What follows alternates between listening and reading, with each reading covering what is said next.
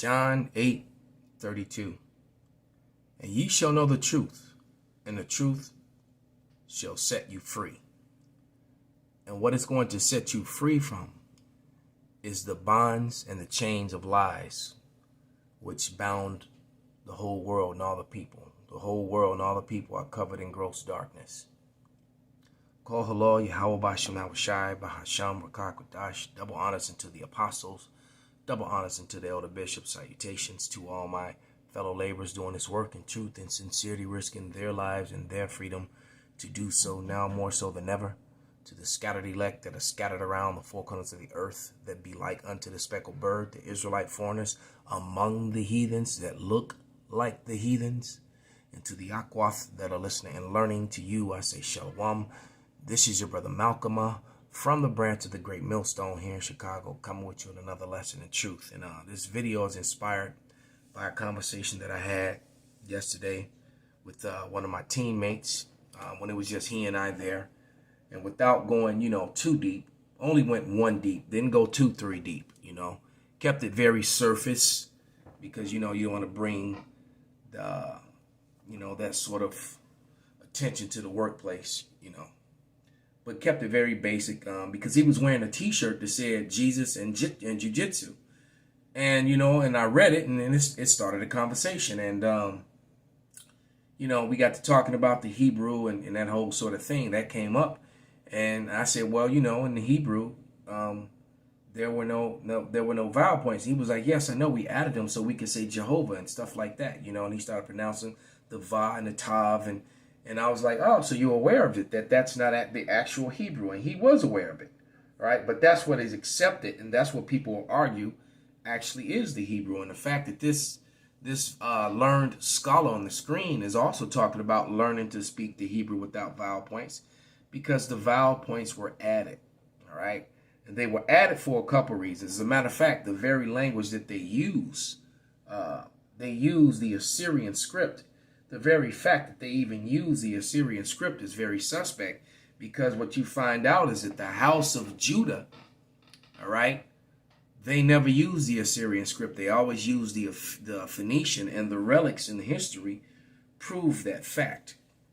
When you look up all the coins from the time period from John Hyrcanus until Herod, until the Romans actually sacked Jerusalem, they were not using the Assyrian script. The only people to use the Assyrian script was the Northern Kingdom, which was physically, for the most part, outside maybe a few that were still scattered among the Southern Kingdom, they were not around. So the very fact that they use the form of Hebrew that they use is evidence that they're not the actual people. And then the argument comes of, well, our DNA takes us back to the Middle East. Well, the Middle East is a direction, first off, all right? And the Middle East is in Asia, always have been. The Middle East is Asia, all right? You got Asia Minor, they even split it up, and then you got Asia Major, but it's in Asia, Western Asia, all right?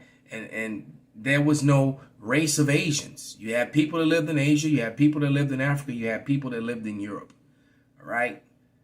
You can't name, people after a continent, and then they don't acknowledge migrations of people through wars and conquering and just moving around. They don't, because for the most part, in a lot of places in the world, there are very few people collectively who are still in the original lands that they were in the beginning, when the world was divided up by the Lord.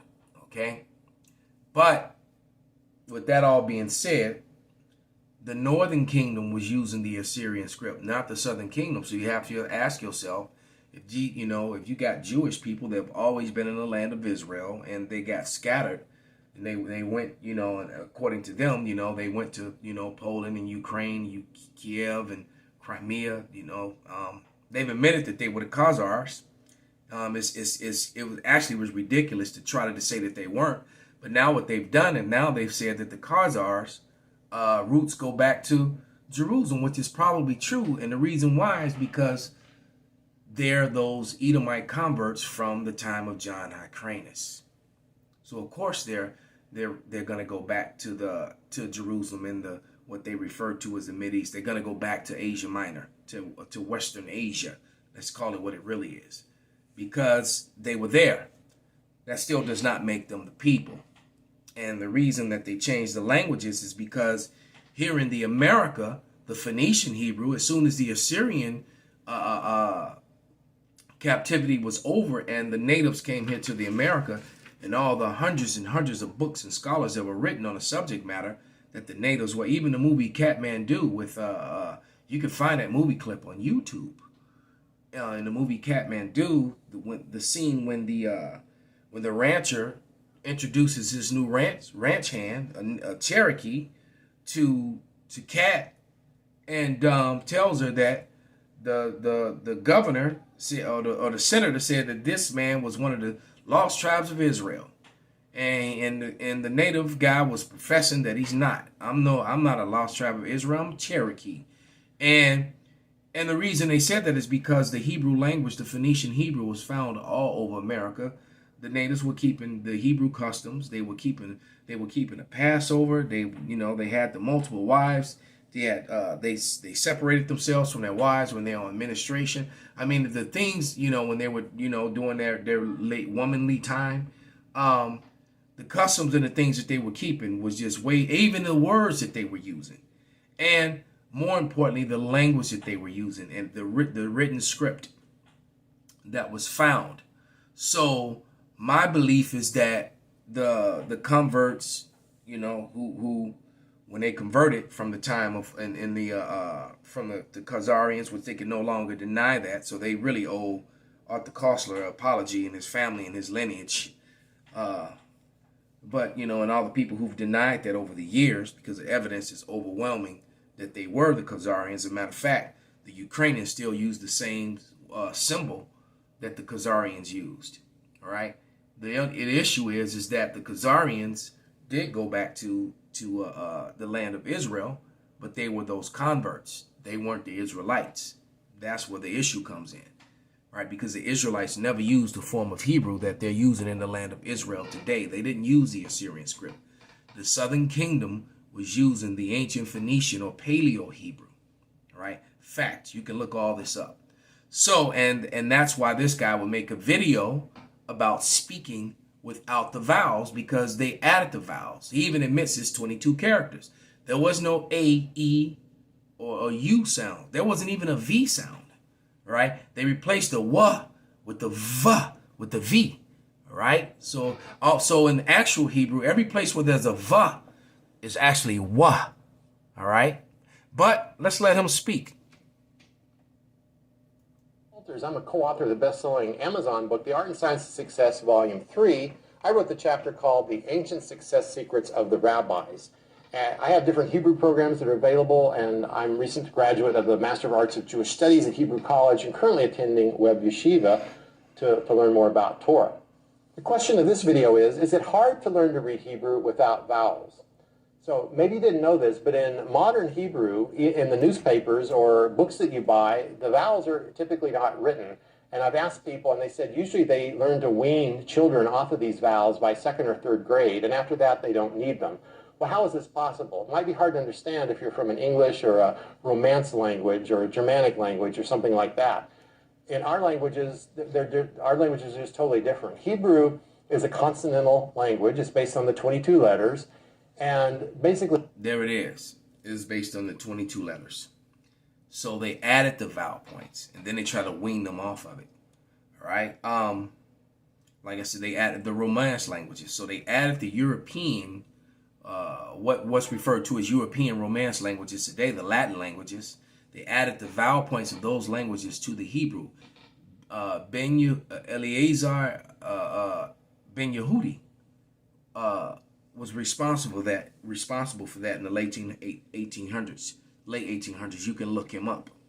All right. This is the book of Acts, the 26th chapter and the 14th verse. And it reads, and when they were all fallen to the earth, I heard a voice speaking unto me and saying in the Hebrew tongue, Saul, Saul, why persecutest thou me? It is hard for thee to kick against the pricks. And I said, who art thou, Lord? And he said, I am YAHAWASHI, who the world ignorantly calls Jesus, whom thou persecutest. So when the Lord came and spoke to Paul and the men that were with him, all the witnesses that witnessed it, he witnessed his sight. When Paul heard his voice, he heard it in the Hebrew tongue. English is not, or the Yiddish-based, Slavic-based Hebrew that's used today, written with Hebrew characters, all right? Because that's exactly what it is. That's not the language that he spoke. He spoke the actual Hebrew without the vowel points that will be written in the actual Hebrew. The same way it was even when you watch the movie The Ten Commandments, when Moses came down, when Charles, the character that was played by Charleston Heston, when he came down, when you look upon the tablets, it was written in the Paleo or the Phoenician style of Hebrew. It wasn't written in the Hebrew that was used today. All right, and the Judeans never use the Assyrian Hebrew, which is what exposes this is a serious damaging truth, not hateful or anything, but it is a serious damaging truth that they can't get around. And it's just one of those things that now that that's out, I just wonder when it's going to become a talk point, and what lies they're going to try to fabricate or create to get around that fact. All right, because once again, when you go into the relics from the time period and the time frame, you will find that, you know, on the coins and the different relics, well, you didn't see the Assyrian style Hebrew that you see today that he was just talking about. All right, so let's go to this this short video from TikTok. Let me pull it up, where this Edomite scholar was Japanese legend that says let me pause it. He went to the Los Lunas stones in Los Lunas, New Mexico, right, which was written on the Deuteronomy 17th chapter, the 12 tribes of Israel, and the name of the Father and the Son in the ancient Paleo Hebrew, in the Phoenician style Hebrew. So with that sort of evidence around, all right, it would have been hard to justify what these Edomites were doing here in America to the chosen people, at the same time claiming to be Christian. All right, you know, and then with the and then whatever connection that the Jewish community had, it because they were a big part of the building of America. Actually, usually in the background, playing some of the most important roles. Right? You know, we don't even want to go into who owned the slave ships. You know, the records of that is still around. All right, but nevertheless, that would have really condemned what they were doing. So I personally believe that they decided to use the Assyrian script and then added the vowel points to duck and dodge and get around the fact of what they did to the actual chosen people, because they're very well aware that the natives were of the lost tribes of the 10 tribes, and they are very well aware that the Negroes that they bought from west coast of Africa and from Portugal and Spain, when they brought them here in slavery, they were very well aware that those people were the original inhabitants of the land of Jerusalem, of the land of Israel. They're very well aware of that, and that's just an uncomfortable truth. And the Lord has pulled back that veil, that covering. And I think there's Isaiah 25:7. Let me get it, then I'll play the short video where the brother Elder Kazak actually commentates on the Edomite scholar who went to that Los Lunas stone rock and interpreted the name of the Lord Yahawah, not Yahweh. All right, which is way, that sound is an added, you know, that's part of that stuff that his people added, the gentleman on the screen here. But oh yeah, I lost track of my thought. 25:7.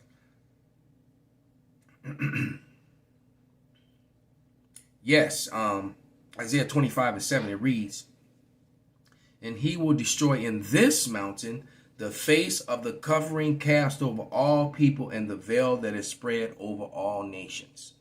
All right, so the Edomites spread this veil of confusion over all and renamed all the nations. And one of the main things they did with that was through language, and even more so, they created these color lines, that were never used before in time.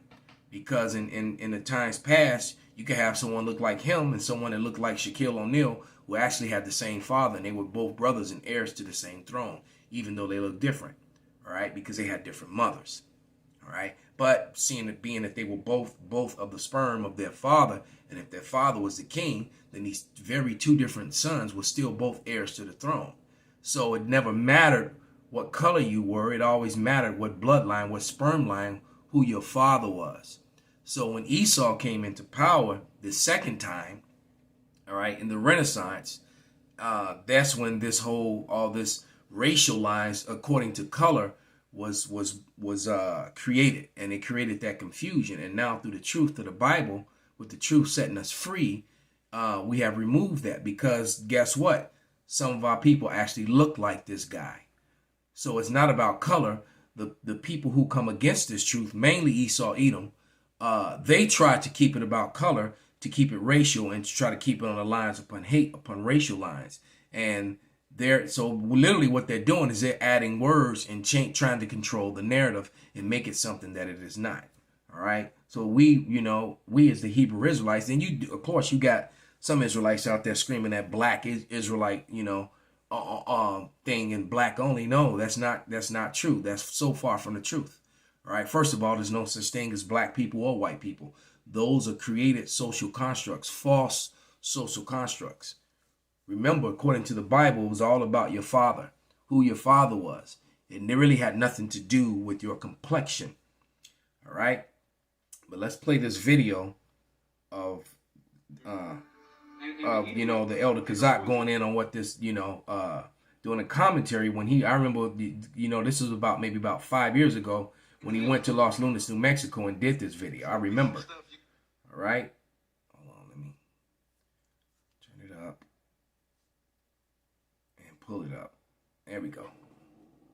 Edomite coming here, and the Edomite said in that clip that the Lord's name is Yahawah. All right? Again at dawn. He starts writing again. He keeps on going. Somewhere along the line here, he realizes, oh shoot, I forgot a commandment. I just went from delivery from and over time they've scratched and damaged this. They tried to hide this. All right. They started messing with it because it used to be a lot clearer. So just like how they knocked the lips and the noses off of certain artifacts that are found in different parts of Europe to try to hide the presence of the brown skin rule and people, and in different parts of North Africa, that's exactly what they were doing here as well. But you can see the Yahawah right here. All right, but Egypt and the house of bondages, and or slaves or whatever, servants, the house of servants. And I started writing to not making yourself a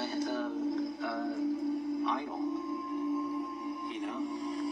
I started writing to that, and then he realizes somewhere along the line, at what point, he looks like he continued to write, not to take up, not to uphold. Et down here, that's missing. The aleph is gone. The ta is there. Et Shem, Yahawah, the name of the Lord. Don't take up the name of the Lord. Yeshua. So those were natives that wrote that. Yeshua. Mind you. So, like it says, these elites send their best scholars to accurately translate the ancient writings of the Paleo-Hebrew, and then they decide to use their form of it, what they created. All right. So, let me just grab two more scriptures and close this out. This is Zechariah and Zephaniah. Zephaniah, go there first. Zephaniah 3 and 9. And it reads, for then I will turn to the people. What people? The people of the Lord and the whole world. All right. But most importantly, to the people, to the actual Israelites, the remnant, because they're the ones that need that name to get salvation.